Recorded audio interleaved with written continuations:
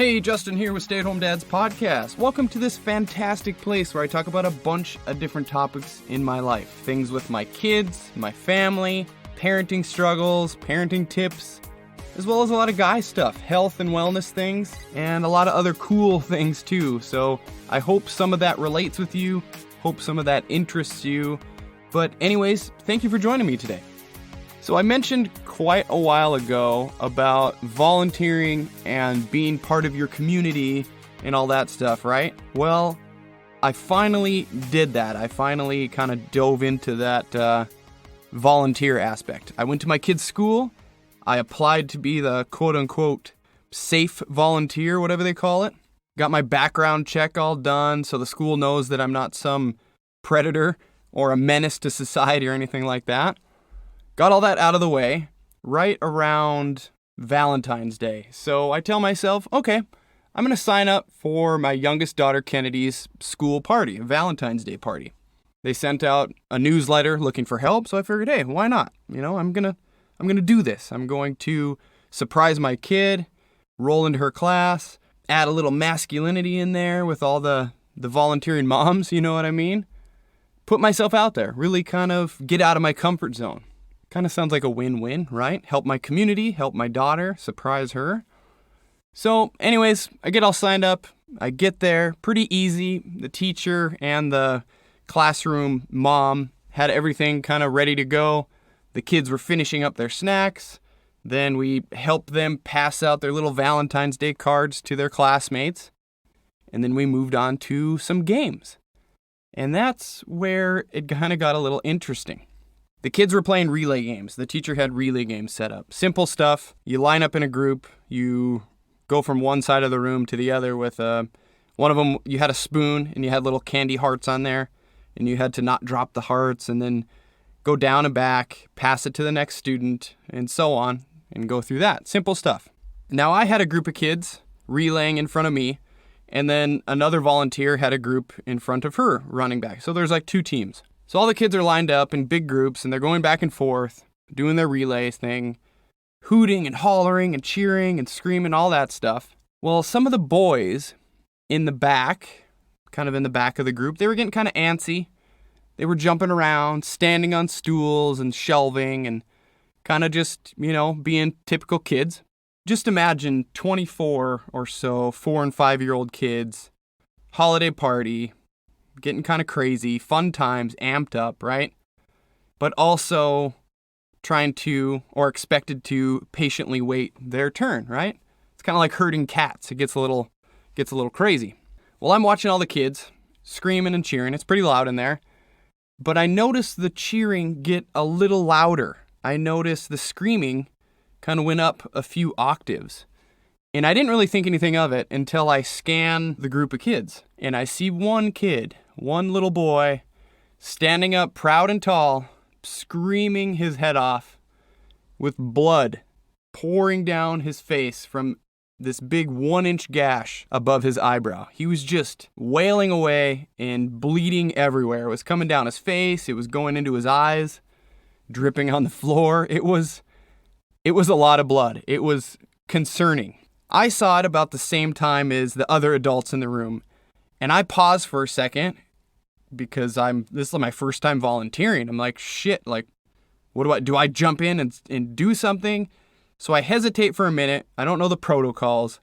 The teacher, of course, she gets there immediately, runs over to him, hustles him over to the little sink area. There's a sink spot and like a hard floor where kids can wash their hands and get their waters kind of off to the side. So she hustles him over there, gets gloves on and everything, starts tending to this kid. Now the other volunteers, the other two volunteers in the classroom, they also rush over there and are helping this kid that's bleeding all over the place, wiping the floor, wiping the blood up, all that stuff. Calling the nurse, just trying to take care of him, get him calmed down, get him, the help he needs. I see that, I turn to my right, and I look at that, and I'm like, okay, and I turn back to the students. All the other students were just staring at this kid, kind of silent, kind of quiet, but also just kind of taking it in, like, oh my God, what's going on? At this point, I'm the only adult that has, not say control, but have all the kids in front of me. So I'm like, oh God, what do I do? Well, I decide to try to distract the kids from the chaos, from the bloody kid over there. I tell him that the little boy will be okay. He's going to go to the nurse. He's going to get all checked out. He just hit his head. He'll be fine. So just look at me. Eyes up on me, I told them. Stop looking at the chaos. I was like, eyes up on me. Let's keep going with the games. Let's try to get our minds off of the bloody kid and the trauma over there. I was just really trying to get them focused on me and focused on the game so they wouldn't just sit there and hyper-focus on that and freak themselves out and be traumatized and all that. So the kids started playing the game again and kind of getting back into their fun time routine. The kid got rushed off to the nurse to be picked up by his parents. So great, right? Awesome. I had that experience, my first time volunteering. And there were a couple of kids that were definitely shook up by what happened. It was the ones that were right around him when all the action was going down. They witnessed him fall and witnessed all the blood. And this one girl, I felt real bad for her. She was just asking for her mom. She was crying. She was worried about this hurt boy, her friend. Yeah, she was freaked out. And by the way, I guess the kid was jumping on something and he tripped and he fell, cracked his head on an old style wooden rocking chair. They have a rocking chair they read stories in, and he cracked his head on that, I think on one of the skids. So pretty gnarly crack on his head. He got a few stitches, but he was up and all good a couple days later. So talk about a stressful experience. I mean, it was stressful for me, stressful for those kids. Granted, it was out of my control. Things just kind of happen. Kids all do these things and accidents happen. We just kind of have to roll with the punches and deal with it.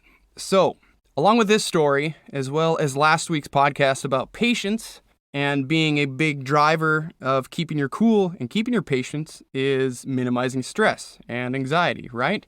So that's what I want to talk about today. 5 ways to reduce stress and anxiety, let's say. Now, I added anxiety in there because although different than stress, they're both kind of similar. Stress being a psychological or behavioral response to an immediate threat or challenge, job stress or traffic stress or even kid stress, it usually ends when the stressful situation ends, right? Anxiety is an emotional feeling, psychological state anticipating the possibility of something going wrong, okay? It's this ongoing dread that can be continuous regardless of what is going on. That intense worry without really any danger, any trigger, nothing causing it. And now I'll be honest, I was never really one to admit or even believe in anxiety. I know that's probably very narrow-minded, but I always chalked it up to, oh, people are just nervous. It's just typical stress, and people label everything tough in their lives as anxiety. And I thought they were just kind of ridiculous and over-exaggerating, labeling a situation like that and making it more than it was. That was until I had an experience with anxiety. My former neighbor, for months on end, caused me great anxiety. This old lady, I don't know if I've mentioned her before. Either way, this old woman, probably 70, she lived alone. She was living in the house right next door when we moved into this house here in Indiana. And the moment that we moved in, I knew there was going to be a problem. She was somewhat nice, but the way she spoke to me and the things that she brought up immediately on meeting me, things about property lines and other things, that was a red flag. I knew there was going to be issues at some point. The new neighbor phase had definitely faded away. And before I knew it, she was turning me into HOA. She was calling the police on my dog. She was calling the police on my truck parked in the street. She was being very negative and unkind to all of us in my whole house. She just hated me, and she hated my dogs, and she yelled at me and other family members on occasion. She had cameras pointed at my house and in my yard. Just really nutty stuff. Anyways, the point of this story is the thought of seeing this woman or having to be outside with her at the same time, it just brought on all this stress and anxiety in me. It brought on the thought of, oh my gosh, what's going to happen if I'm outside the same time she is? What's going to happen if I step outside and she's outside? And those occasions did happen. And of course, altercations did ensue. And it's kind of weird for me to label something that's happened in my life as anxiety because I typically wouldn't do that. I just thought I was nervous or scared of somebody or something, So that was my realization about my own anxiety. That woman, she freaked me out, brought it out in me. It would just make my heart pound. I'd be like, oh my gosh, we wouldn't even have to talk to each other. It would just, my heart would pound and I would just be anticipating this big blow up or this confrontation. And it would make me feel like, oh, I get all hot and sweaty and my heart would race. And it was very weird. And I've just now, in the moment, I guess I probably realized that, hey, this is anxiety. So just kind of interesting story there. So anyways, if you're a longtime listener, then you know I've already done another episode. It was actually episode 59 where I talked about stress and how we can reduce it and manage it. If you haven't heard it and you want to go check it out, it's, 50 episodes ago. So it might not be that good. So travel at your own risk, but check it out if you want to. So today I still want to brush up on stress a bit, also talk about that anxiety a bit more, just so I'm not totally repeating myself every 12 months. That would be good. Don't want to do that. Now, a lot of what I've been reading says that if we really practice patience, like I talked about last week, it'll really help in reducing stress and anxiety. So let's make sure we're doing that first. But I myself, maybe men in general, at least in my opinion, I don't think they deal with stress or feelings for that matter in very healthy ways. It's easy for us to deny things, shove things down, and just ignore them rather than open up and find healthy ways to deal with stress and anxiety. I think a lot of guys do that. They just bury it, right? I mean, we don't typically talk about how overwhelmed we are. We don't talk about how we need a break or how we're super stressed out. And while I guess talking right now, I don't really know of any women that talk like that either. So, men and women doesn't really matter. Maybe we just don't really convey or deal with stress and anxiety and feelings that well, any of us. Now, 5 things we can do to kind of reduce stress and anxiety. And I'm pulling from a few different articles that I read through, and I'll link them all in the description so you can read them. And also, so I'm not ripping off anyone else's hard work. So I don't want to do that. All right, let's get started here. Number 1, aside from just admitting that you're stressed and you have anxiety, which could be hard for some people to admit, they say to identify your hang-up.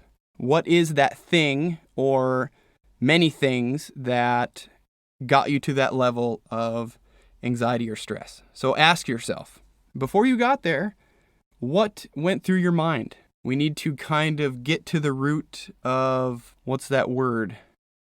I got to use that word. The triggering. What was that triggering thing, right? That got us to where we were stressed out or anxiety came on. Author Daniel Smith, this guy in this article, says the more often we can identify what triggers that feeling of stress and anxiety and learn to put it into perspective, the better we will get at dealing with those feelings and they will actually lessen over time. Just knowing what they are. I know I'm not crazy into journaling or writing stuff down, but they also say that we can name our negative emotions and then write down our feelings about them. And I know it sounds super corny. I myself don't really enjoy talking about this stuff or even writing it down for that matter. It would feel odd to me, but they say simply just writing it down and describing what you're feeling may actually help you accept them instead of judge them, which can help you get closer to a calmer state of mind. That's what we want, a calmer state of mind. Stress and anxiety is often a result of fear of an event or fear of the future. In my case, it was my batshit crazy former neighbor. And not knowing if she was going to engage me or freak out on me or cuss in front of my kids when I would be outside my home, that was my trigger moment. So that's definitely labeled now. She's passed away by now, so she is long gone. She doesn't live next to me. She did apologize about a week before she passed away, so I am thankful for that. So I don't want to totally shit on her, but yeah, she made my life a living hell for quite a few months. All right, number 2, move your body, exercise, going for a walk, just getting some sort of movement is one of the natural ways we can reduce stress, anxiety, and even depression, according to the Anxiety and Depression Association of America. It's not just physical fitness. It actually works your mental fitness as well. Daniel says you can break the pattern of circular thoughts by exercising regularly to remove yourself from that place of worry and release endorphins. Scientists say that when we work out, it may improve mental health by training our brain to cope with stress, and people who exercise regularly are actually 25% less likely to develop an anxiety disorder. That's also according to the ADAA, so pretty interesting stuff there. Granted, the effects we see in this reduction are temporary, so when you work out, they're reduced. I imagine they're reduced for a time after working out, but eventually they will come back. So that's something to kind of think about. This isn't going to just abolish all your stress immediately just because you went to the gym and worked out or you went for a run on a treadmill. But I think it's a great habit to get into, and if you keep doing it more and more, I think it's just going to compound and keep helping you. Or at least it's something you can look forward to temporarily reduce that stress, and we can probably add it to some of these other things I'm going to talk about to really lessen it over your whole day or your whole life. All right, number 3, sleep. Piles of stress and worry and anxiety, that can all easily keep us up at night, right? Thinking about events or situations, things that happen in your day and your life, jobs or bills, and sometimes it can actually get bad enough that it turns into a sleep disorder because your mind is just racing about all these things, and then you can't sleep, and now you're in a pickle, right? And there's even some thought that people can start having issues sleeping, and the issue sleeping is what triggers the anxiety and the stress, because now you're stressing out because you're not sleeping. So it's kind of a catch-22 thing. Is that right? Catch-22? And then our lack of quality sleep is spilling into our days and into our routines, and then it's just compounding that stress throughout the day. That's what I typically notice. Sleep like shit, then I'm guaranteed to be stressed out the following day, on top of kind of being a dick because I'm tired and grumpy. So does that sound like anybody else? Does that sound like you? It's me, definitely. We all know how important sleep is, yet most of us probably continue to ignore it, forge ahead, stay up late, work on projects, work on our computers, stay on our phones, look at our phones in bed like I have been doing lately. Terrible habit, but that's what I've been going through. So we really need to prioritize our sleep. Have a consistent sleep plan. Don't eat right before bed. Cut out alcohol and caffeine, of course, before we go to sleep as well. And I know I'm going to say it and probably ignore the advice myself, but also put down the social media, maybe even cut the TV before you go to sleep for at least a time being. Maybe don't watch a screen for a half hour before bed, read a book, whatever, I don't know. I know it's freaking impossible. I mean, we're humans, and it's like these sleep experts think we're living in, 1780, no TV, walk around by candlelight because you don't want to stare at any light bulbs or anything. It's just, that's not real life, okay? I know it's probably impossible to do, and I probably won't even do it either, but they say for perfect sleep, that's what you should do. But just try a few little improvements like this to improve your sleep. Also, make your damn bed. Get into a nice made bed. I guarantee it'll improve your sleep. That's stay-at-home dads guaranteed right there. A made bed is a happy bed, okay? All right, number 4, pay attention to what you consume. Yes, I'm going to start by throwing out the caffeine and alcohol because adding those on top of stress and anxiety isn't typically a good combo. Drowning your sorrows in alcohol don't rid you of your sorrows. Or your stress in today's case. It just kind of numbs them and makes them temporarily go away. And eventually they come back. And then all of a sudden you're drinking again to numb yourself from your anxiety and your stress. And then before you know it, you're in this vicious, terrible cycle and you have a problem with alcohol. So don't do that. But we can actually eat some foods that will kind of help with this stuff. According to UNR, their website, University of Reno, Consuming omega-3 fatty acids like those found in salmon and tuna have been shown to reduce symptoms of the depression and also may support your body in reducing anxiety. They also boost cognitive function, so that's actually pretty cool. Also, protein, especially when consumed in the morning, can help make serotonin, a hormone that calms your mood and increases your feelings of happiness and well-being. It can also help to lower anxiety. So right along with your morning workout, if you get into that routine, kind of like Kevin Torres talked about a few weeks ago, get your morning workout in, get your exercise done, change your mindset in that aspect, then go eat a nice protein-rich breakfast and start your day after your amazing sleep because you're not on your phone. See, this all kind of compounds and works together, right? Dietitian Courtney Barth says the Mediterranean diet too is also a really great way to eat when you're stressed. Fewer processed foods, more whole foods, fish, poultry, fruit, and vegetables. It's all a really good start. They eat nuts and legumes and things like that. And isn't that what everyone should be eating anyways? Fewer processed foods and more poultry, fish, fruit, and veggies. I mean, I thought a lot of people ate that way. Maybe not, but that's what she says. It's a good way to eat. She really talks about lowering cortisol too, which is good as a protective mechanism, but too much of it creates stress in your body, leading to more inflammation. So we got to watch our cortisol. She also says eat foods rich in vitamin B12 as well, which helps the metabolism of cortisol. Organ meats, beef, chicken, eggs, stuff like that, high in B12. Also a magnesium-rich food as well. They play a big role, a big part in reducing inflammation and relaxing the body and the mind. Avocados, bananas, broccoli, dark chocolate. She mentions protein-rich foods too, like I've already talked about from UNR. Meats, lentils, peanuts, all that stuff. And then lastly, she talks about gut health foods, which that's like your yogurts and your kombuchas, I guess. I'm not really into kombucha, but those things with those microorganisms that are good for your gut are good for your body. Good gut means good immunity, okay? All right, number 5, therapy and meditation. I talked about this a little bit last week. Meditation is a great start in calming your mind and reducing your stress. And therapy is also a great route to take. We don't need to wait to be at our wits' end with our emotions and our stress and all that stuff, or feel like we can't take anymore in order to go see a therapist. You can go see a therapist anytime you want. I mean, I think most of them are covered by insurance, or at least a few of them. You can even do a telehealth, so you don't even have to leave your house, just hop on a Zoom call. So there's no reason to avoid going to therapy. That's what I'm really saying. If you're feeling a little bit out of sorts in any way, or you're feeling a little too stressed, go talk to somebody. Go sit down and get it off your chest, get it off your mind, and they can probably help you in figure out ways to deal with it.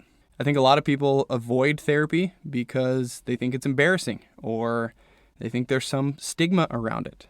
Well, there isn't. It's normal. It's okay. And I bet if you knew, a lot of people around you probably already do it. They just don't talk about it. Okay? So definitely look at it as an option if you need to. All right. Bonus number 6. Have a sense of humor. Lighten the fuck up and really just try to, I don't want to say don't worry so much or don't worry about everything, but don't worry about everything if you can. At least that's what I try to tell myself. You really got to kind of center yourself and try not to be too serious, because I am way too serious way too often.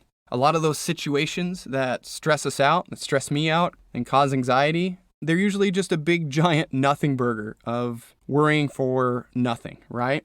Thinking about things that are going to happen that haven't even happened yet. So we're losing sleep and we're stressing out about things that A, are probably completely out of our control, and B, haven't even happened. We're just anticipating the worst case scenario, which I tend to do, and it's all for nothing. And now I look back on some of these moments that I thought were huge and significant, and a lot of the time they weren't really that important, or I was losing sleep over silly stuff, or worrying about something that didn't even happen. So it's just something to think about. I mean, think about the last time that you were stressed out a month ago. Was it that big, huge deal? Probably not. Sure, some are. Some are big deals. You might feel like you're going to lose your job, or maybe you did lose your job. But a lot of times, they aren't as bad as we think they are. Does that make sense? Am I being too soft? I don't know. Anyways, Daniel Smith says anxiety needs to be treated with a little bit of humor, as it helps to kind of declaw that experience and reveal the disorder's pettiness and arbitrary nature, like I said. Also, thinking about stress and anxiety, maybe we need to really look at some of those situations that stress us out or cause those moments and weed some of them out. Get them the hell out of there. Even with people that can continually cause stress in your life and cause you anxiety, maybe it's time, if you can, to cut them out and back away from that relationship. Just saying. Also, Daniel wrote a book. It's called, I don't remember, but I'll link it in the description. Check it out. It talks about his personal struggles with stress and anxiety. And I guess it's not a ton of how to deal stuff. It's more, this is my story and this is my experience. But I think written that way, it still offers a lot of things that we can take away from it if we read it. So check it out. I'll link it in the description.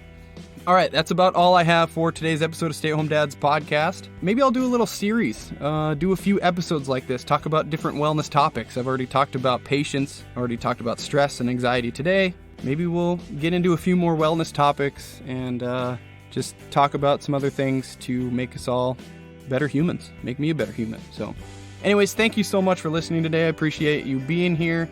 Any questions or comments, or you want to bitch at me for anything, feel free to reach out. I'd love to hear from you. Also, check out my new Instagram page. It's called @stayathomedads_podcast. Follow me over there. Send me a message over there, whatever. Let me know your thoughts. All right, that's all I got. So I'll talk to you all next week.